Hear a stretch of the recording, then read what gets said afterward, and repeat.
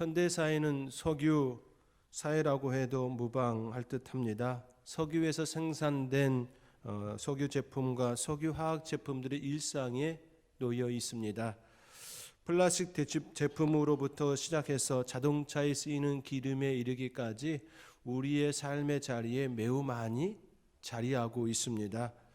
하루에도 수만 가지의 제품들을 우리가 사용하고 있습니다.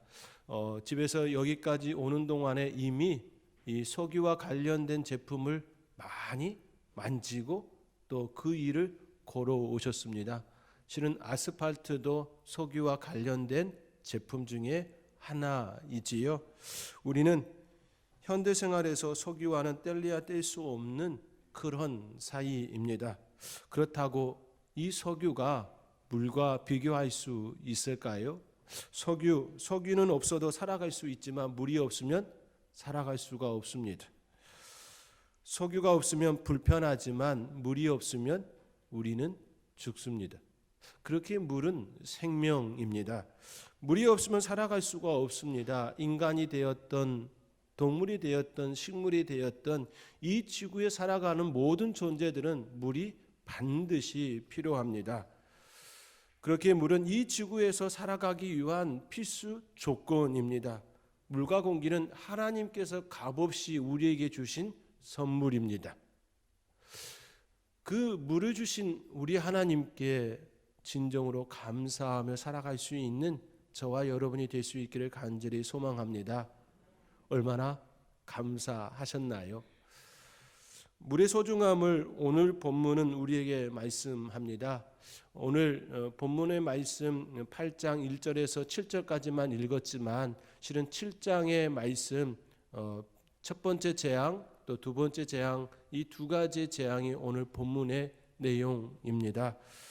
이 첫 번째 재앙이나 두 번째 재앙이나 물의 소중함을 우리에게 너무나도 잘 알려주고 있는 본문의 내용입니다. 이집트 바로 때문에 하나님께서는 이집트에 10가지 재앙을 내리지요. 그 첫 번째 재앙이 물이 피로 변하는 재앙입니다. 물이 피로 변하는 재앙을 통해 우리는 창조주 하나님께서 주신 그 선물을 다시 한번 생각할 수 있는 시간이 될 수 있기를 원합니다. 물은 너무 흔하고 어디서든지 쉽게 볼 수 있기 때문에 귀하게 여기지 않는 우리 안에 있는 습성들이 있습니다. 그것을 주신 분에게 깊은 감사를 그다지 하지 않는 우리의 모습을 볼 수가 있습니다. 우리의 삶에 너무 흔하게 일어나면 그것에 대하여 감사를 그렇게 하지 않지요. 마치 부모의 사랑처럼 말입니다. 부모들은 자녀들을 위해 있는 힘을 다하여 사랑하고 양육합니다. 그들이 부모의 사랑을 인정하든 인정하지 않든지 간에 상관없이 부모들은 자녀들을 온 마음과 정성을 다하여 사랑합니다.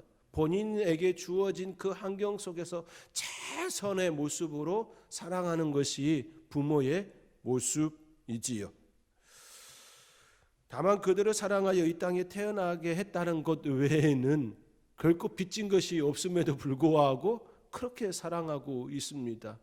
그럼에도 불구하고 자녀들은 부모의 사랑을 온전히 잘 알지 못한다라는 느낌을 종종 우리의 삶의 모습 속에서 느끼고 또 느낍니다. 너무나도 소중하기에 일상에서 일어나는 그 사랑을, 그 은혜를 인식하지 못할 때가 참 많습니다. 사랑하는 성도 여러분, 우리에게 물을 주신 하나님께 진정으로 감사할 수 있는 저와 여러분이 될 수 있기를 간절히 소망합니다. 물은 생명입니다. 그 물이 피로 변하였습니다. 물고기가 살 수 없는 환경이 되었습니다. 사람들이 수고하여 물을 얻는 고난이 그들 가운데 일어났습니다. 특히나 여름철의 물은 사람들을 매우 시원하게 합니다. 물가에서 물장구를 치고 있으면 그 무더운 여름철도 쉽게 지나갈 수가 있습니다. 여름철 땀이 펄펄 흘러내리는 그때에 시원한 물 한 모금 생각만 해도 시원케 되어지지요. 실은 첫 번째 재앙이 있던 그 시기가 여름철입니다. 우리 7장 15절의 말씀에 보면 바로가 아침에 물 있는 곳으로 나오리라 라는 말씀이 있습니다. 이집트 바로는 여름에는 나일 강가에 있는 여름궁에 머물렀습니다. 원래 바로가 머무는 궁은 나일 강가에 있는 궁이 아닙니다. 그런데 여름철을 시원하게 보낼 수 있도록 마치 별궁과 같은 그런 곳이 바로 나일 강가에 있었습니다. 나일 강가에 인접한 그 궁이 있었기 때문에 아침에 산책하듯이 강가로 나올 수 있었던 시기인 것이지요. 결국 나일 강가에 나왔다라고 하는 것은 지금 그때가 여름철이라는 것을 우리가 생각해 볼 수 있습니다. 한번 상상해 보시기 바랍니다. 여름철 가만히 있어도 땀이 뻘뻘 흐르는 날에 물이 변하여 피가 되었습니다. 물장구도 칠 수도 없고 물도 시원하게 한 모금 마실 수 없는 그런 상황이 그들 가운데 일어났습니다. 한낮에 아이들부터 어른까지 어떻게 보냈을까요? 침상에 온전히 악취가 나는 그런 참상을 지금 그들이 겪어내고 있습니다. 이루 말할 수 없는 고통 그 자체였다라는 것을 우리가 생각해 볼 수 있습니다. 하루 이틀이 아니지요. 3일 4일 일주일 동안 그런 고난의 시간, 고통의 시간, 재앙의 시간을 그들이 맞이하고 있습니다. 사랑하는 성도 여러분, 일상에서 누리고 있는 작은 것 하나, 그것을 온전히 감사할 수 있는 저와 여러분이 될 수 있기를 간절히 권면드립니다. 물과 함께 우리의 일상에 흔하면서도 귀한 것이 있다고 한다면 바로 공기입니다. 하나님께서 왜 공기가 아닌 물을 첫 재앙으로 삼았을까요? 공기였다면 더욱 강력한 재앙이 되어서 이집트 바로도 바로 손들고 이스라엘을 보냈을 것 아닐까요? 그렇죠. 공기가 더 막강한 힘을 가지고 있습니다. 지금 코로나19로 인하여서 우리가 어려운 시간을 보내고 있습니다. 공기를 통하여 퍼지는 그 재앙은 물과 비교할 수가 없습니다. 매우 강력한 한방이 있습니다. 왜 하나님께서는 첫 재앙을 그렇게 강력하게 한방으로 해결하시지 왜 물 재앙으로 10가지 재앙을 그 땅에 퍼지게 했을까요? 여러분들 한번 생각해 보셨나요? 여러 생각들을 할 수 있을 겁니다. 이것이 정답이라고 말할 수는 없겠지만 한 가지 분명하게 접근해 줄 수 있는 것이 있습니다. 하나님께서 왜 그 땅에 재앙을 내리셨는가입니다. 재앙을 내리신 이유가 무엇이지요? 지난주에 설교를 통하여서 알듯이 이로 말미암아 내 여호와인 줄 알리라 라고 하신 것처럼 재앙을 통하여 우리 하나님이 어떤 분이신지 알리기 위함인 것이지요. 한 방에 많은 사람들이 다 죽어나가는 공기 재앙이 아닌 물을 선택하신 이유는 시간을 주기 위함인 것이지요. 사람들에게 생각할 수 있는 시간, 우리 하나님이 어떤 분이신지 알릴 수 있는 그 시간을 그들에게 주기 위함이지요. 깨닫고 하나님이 어떤 분인지 온전하게 고백할 수 있도록 그들에게 시간을 준 것이지요. 그들이 나일강이 피로 변한 그것으로 인하여 땅을 파는 그 시간 어떤 생각을 하였을까요? 창조주 하나님을 생각하였을 것입니다.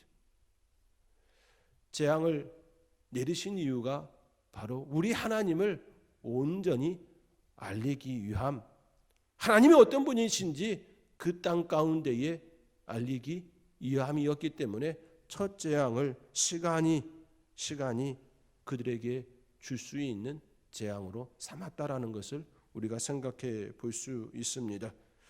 그러므로 우리 가운데 고난과 역경이 주어졌을 때에 왜 이런 시간을 나에게 주시는가? 왜 이러한 고난과 고통이 있는가?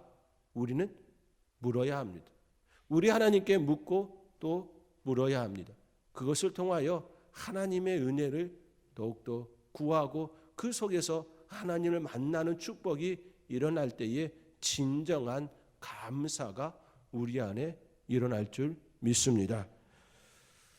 하나님께서는 이처럼 그 땅 가운데에 물 재앙을 내리셨습니다. 이집트에게 있어서 나일강은 매우 소중합니다. 나일강이 범람하면 주변에 있는 사람들과 가축이 피해를 입거나 죽임을 당했습니다. 나일강에 물이 부족하면 농사를 짓지 못하여 그 한 해는 삶의 굶주림으로 연결되었습니다. 나일강의 수위에 따라 삶의 희비가 좌우되었습니다.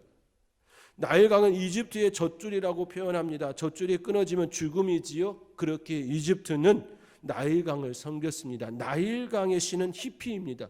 강이 범람하면 재물을 그 강에 바쳤습니다. 이집트에게 있어서 나일강은 매우 소중한 존재였기 때문에 나일강과 관련한 신이 히피만 있었던 것이 아닙니다. 나일강을 오시리스라는 신의 핏줄로 여기기도 했습니다. 또한 나일강의 수호신으로 쿤움을 섬겼습니다.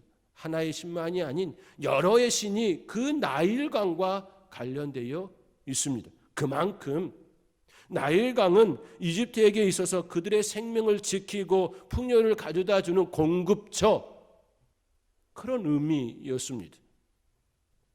그러한 나일강을 하나님께서는 바로 모세와 아론을 통하여 피로 변하게 하는 재앙을 내리셨습니다. 생명을 주관하는 분이 누구신지, 이 땅에 풍요를 주시는 분이 누구신지 온전히 그들에게 알리기 위함인 것이지요. 인간과 동물, 식물까지 모든 것들을, 그들의 생명을 주관하시는 분이 누구신지 그들에게 온전히 알리기 위한 재앙이 바로 첫 번째 재앙으로부터 시작된 것입니다. 그렇지요. 우리의 생명을 주관하시는 분은 창조주 하나님, 우리의 하나님이십니다. 우리 하나님께서 우리에게 그러한 것들을 깨닫게 하기 위하여 그 시간을 그 땅 가운데 주셨던 것입니다. 그러므로 우리는 우리의 생명이 있는 동안 우리의 삶의 이유가 창조주 하나님께 감사해야 하는 것임을 우리는 잊지 말고 기억해야 할 것입니다. 만약에 삶의 이유를 망각한다면 하나님께서는 기억하도록 하실 것입니다.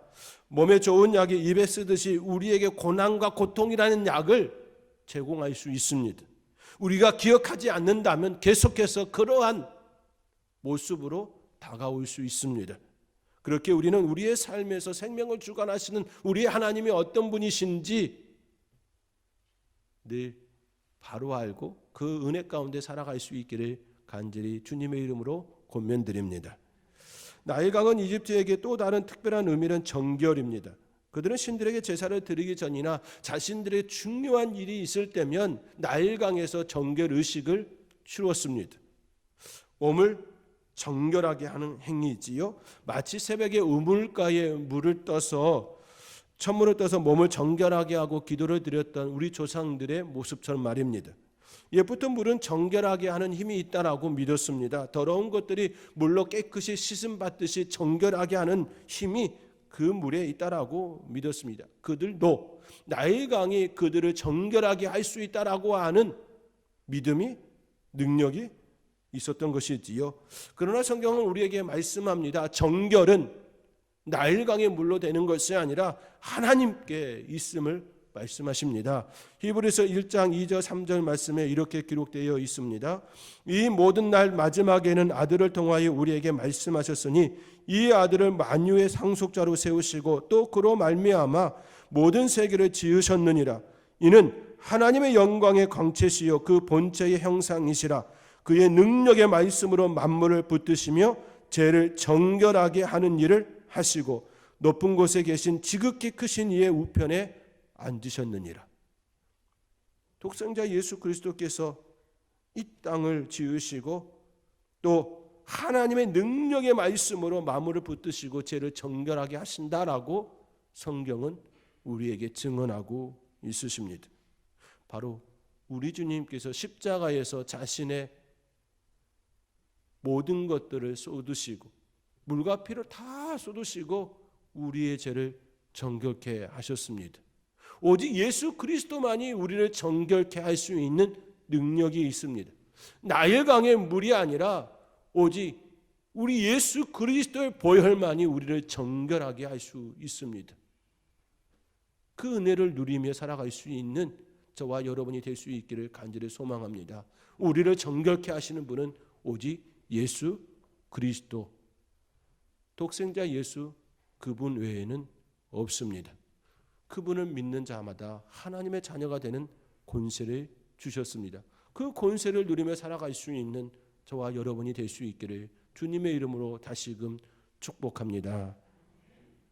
하나님께서는 나일강의 물을 피로 변하게 하셨습니다. 나일강이 피로 변한 이 모습은 이번이 처음은 아닙니다.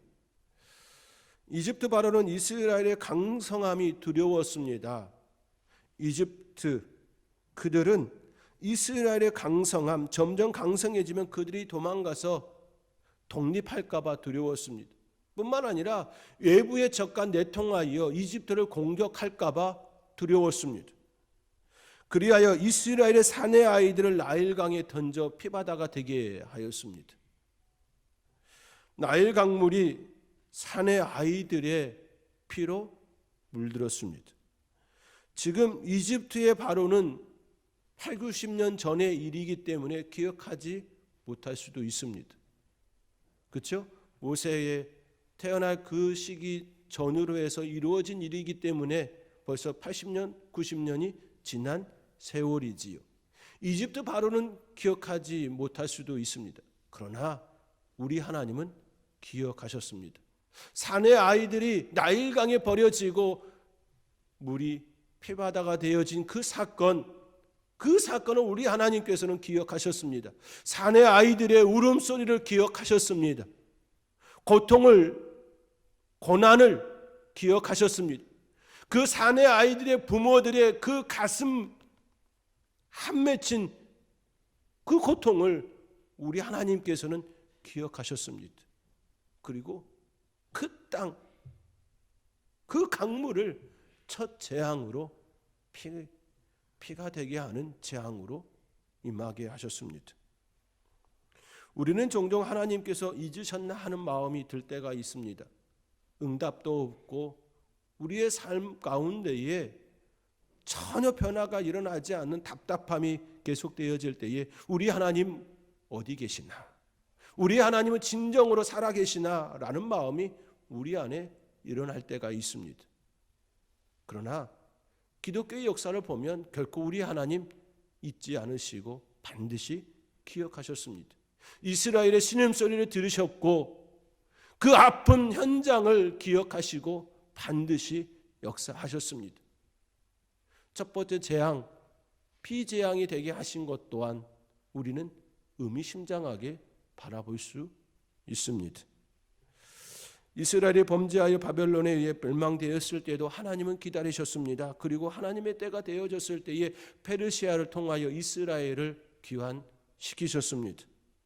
더 나아가 예수 그리스도를 이 땅에 보내셨습니다. 예수님께서 이 땅에 오실 때 가장 어둡고 가장 칙칙한 때였습니다. 하나님의 말씀이 그 땅 가운데에 일어나지 않았던 때였습니다. 가장 침울한 그때, 아무런 말씀이 울려 퍼지지 않는 그때 우리 하나님께서는 가장 빛나는 빛을 이 땅 가운데 보내시고 그분을 십자가에서 죽도록 내어주셨습니다. 그리고 새로운 시대를 열어주셨습니다. 죄의 시대가 아닌 성령의 시대, 성령님과 함께 날마다 희망의 삶을 살아낼 수 있도록 우리 하나님께서 기억하시고 가장 어두운 그때 우리 예수님을 이 땅에 보내주셨습니다. 사랑하는 성도 여러분, 우리 하나님은 우리의 삶을 기억하십니다.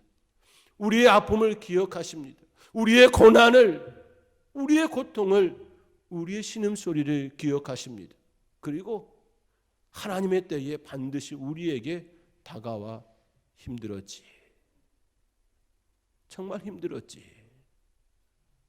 그렇게 우리에게 말씀으로 위로해 주시고 삶으로 변화시켜 주시는 분이십니다. 그분께서 주시는 그 은혜, 그분께서 주시는 그 축복을 온전히 받아 누릴 수 있기를 주님의 이름으로 축원드립니다. 이스라엘 땅, 이스라엘에게 이집트 땅의 첫 재앙, 폐재앙은 바로 우리 하나님께서 기억하셨다라는 그 증거임을 기억할 수 있기를 간절히 소망합니다. 우리의 삶의 모습 속에 늘 하나님의 은혜는 이렇게 흘러가고 있습니다.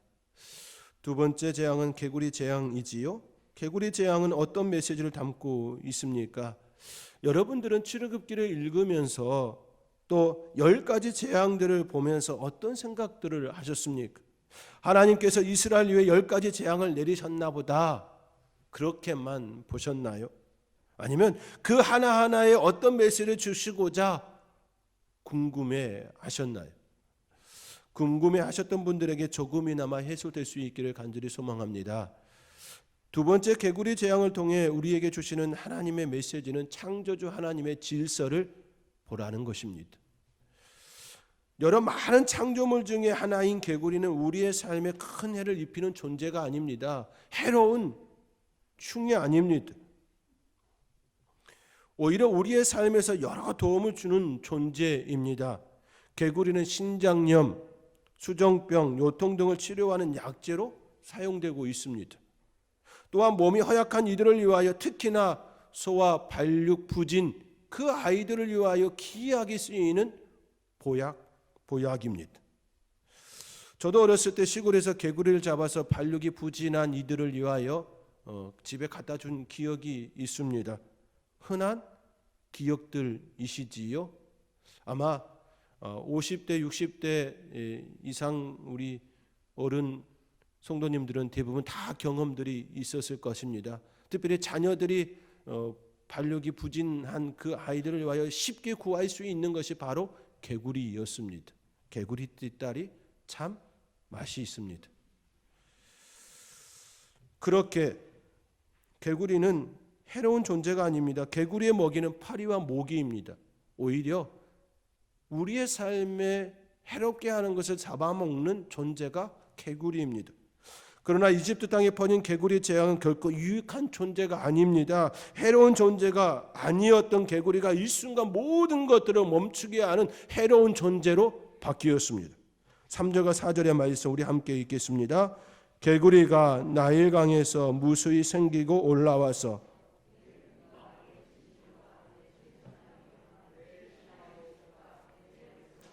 내 아덕과 내 떡반죽 그릇에 들어갈 것이며 개구리가 너와 내 백성과 내 모든 신하에게 기어오르리라 하셨다 하라.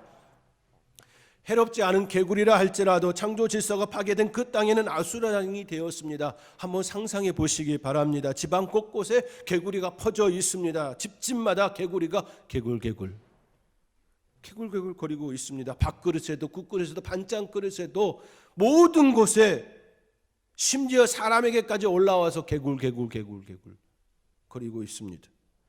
상상하셨나요? 즐거운 상상이신가요? 결코 즐거운 상상이 아닐 것입니다. 한국 전통 놀이 중에 여우야 여우야 뭐하니 그 전통 놀이가 있습니다. 여우야 여우야 뭐하니 밥 먹는다 무슨 반찬 개구리 반찬 죽었니 살았니 할 때 살았다 하면서 사람을 잡으면서 흥겁게 즐겁게 노는 놀이의 하나입니다. 그 안에 놀이 중에 개구리가 등장하지요. 개구리는 우리와 친숙한 하나의 소재였습니다. 그러나 이집트 땅에 올라온 개구리 결코 즐거운 상상거리가 아닙니다. 재앙입니다. 창조 질서가 무너지면 큰 재앙으로 다가옵니다. 삶의 마비가 생깁니다. 해롭지 않은 존재라 할지라도 하나의 개체수가 많아지면 그 자체로 이미 재앙이 되어지고 우리의 삶을 마비시켜 버립니다. 하나님께서 지금까지 창조 질서를 유지하셨기 때문에 우리는 아름답다. 이 세계를 보며 참 아름답다. 그렇게 고백하고 살아가고 있는 것이지요. 하나의 개체수만 많게 하여도 이것은 재앙입니다. 창조 질서가 무너진 현장이 되고 맙니다. 밤하늘에 예쁘게 떨어지는 아름다운 별똥별을 보신 적이 있었을 겁니다. 도시의 불빛으로 인하여 도심 속에서는 쉽게 볼 수가 없지요. 그럼에도 한 번쯤은 별똥별을 다 보셨을 것입니다. 그 별똥별을 보면서 아름답다 그렇게 보는 이유는 그거 가지고는 지구가 멸망하지 않다라는 것을 알고 있기 때문이지요. 그런데요, 수많은 행성과 운석들이 제각각 움직인다면 또 그것으로 인하여 지구가 멸망한다라고 하는 그 사실이 우리에게 인식된다면 그 별똥별 아름답다 그렇게 고백하지 못할 것입니다. 수많은 별들을 보며 아름답다 말할 수 있는 이유는 우리 창조주 하나님께서 그 모든 것들을 다스리고 지키고 유지하고 계시기 때문입니다.